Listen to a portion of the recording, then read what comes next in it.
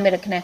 अब ये जो 8 हरूफ है ना गाज़ियू में जो शामिल हैं, यानी गैन, अलिफ, दाल, जा, ज़ा, दौद, या, वाव, ये 8 हरूफ बनते हैं। ये आठों के आठों हरूफ जो हैं उनमें जहर पाई जा रही है। तो हम इन 8 हरूफ को कह सकते हैं कि ये 8 हरूफ मजहूरा भी हैं और रिख्वा भी हैं, यानी इनका नाम हम कहेंगे ये हैं मजहूरा रिख्वा हैं। मैं पूछूं कि गैन कैसा हर्फ है, आप कहेंगी कि ये मजहूरा रिख्वा हर्फ है। मजहूरा रिख्वा का मतलब है कि इसकी बेस जो थी मजहूरा की वजह से वो साउंड है, और फिर इसमें अब ये जो साउंड बेस बनी है, आवाज़ की बेस बनी है, इस आवाज़ ने रुकना है या जारी रहना है। तो आपको पता है कि ये जो हरूफ है रिख्वा है, तो रिख्वा में क्या होता है कि आवाज़ जारी होती है। तो हम कहेंगे कि ये गैन जो है इसमें आवाज़ ने जारी रहना है नरमी के साथ। तो ये होगी गैन की दोनों क्वालिटीज़ एक ही टाइम पर अदा हो जाएंगी।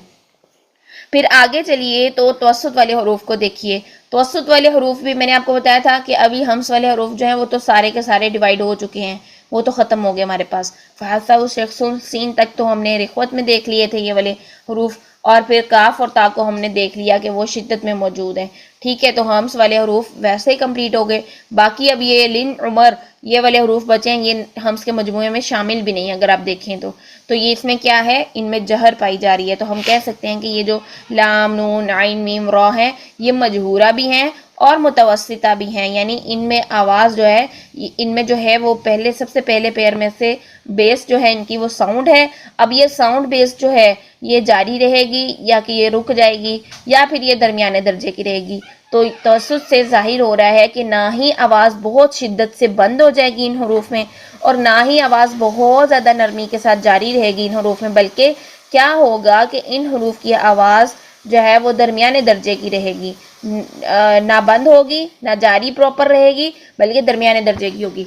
अब यहाँ तक जो है ना हमने हरूफ को किया है डिवाइड, यानी ये देखने के लिए कि फ़लाँ हर्फ महमूसा शदीदा है या महमूसा रिख्वा है, फ़लाँ हर्फ मजहूरा शदीदा है या मजहूरा रिख्वा है या कि मजहूरा मुतवस्सिता है। हमने यहाँ पर इन सबको डिवाइड कर लिया है इस तरीके से। ठीक है, मजहूरा वाले हरूफ जो हैं वो तीनों में डिवाइड हो रहे हैं, जो दूसरा वाला पेयर है। तो जो हम्स वाले हरूफ हैं वो पहले दो क्वालिटीज़ में डिवाइड होके ख़त्म हो गए हैं। ठीक है, तो ये जो आखिर में आपको टेबल दूंगी, आपने उस टेबल में इसी तरह एज इट इज़ वो हरूफ निकाल के होमवर्क करना है बाकायदा अपना।